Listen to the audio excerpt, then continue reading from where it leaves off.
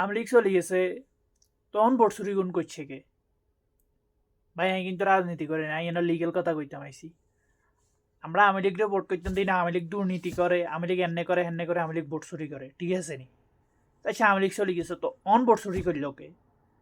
বিশেষ করে ঢাকা ৮ আসনের কথায় কই, ঢাকা ৮ আসনে আপনার মির্জা আব্বাস আর নাসিরউদ্দিন পাটোয়ারি। হ্যাঁ, আমরা বিকাল ধরে নিউজ দেখতে আসি যে নাসিরউদ্দিন পাটোয়ারি জিতছে, নাসিরউদ্দিন পাটোয়ারি জিতছে, হই হুল্লোর হুলস্থুল কালাম।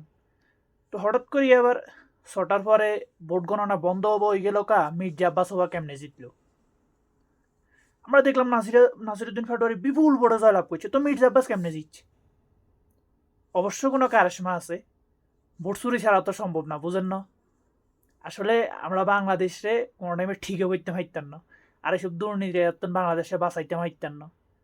আল্লাহ যদি আঙ্গরে খাই হরি মানে কোনো রকমের দুনিয়ার তুন জানারি, বুঝেন না নি? এ বাংলাদেশ জীবনে সোজাইতো না ভাই। সামনে দেখবেন আর কত রকমের দুর্নীতি আর কত কিছু চলে, বুঝেননি ভাই? সোজা কথা, আপনারা বাংলাদেশের তুন দূরে থান।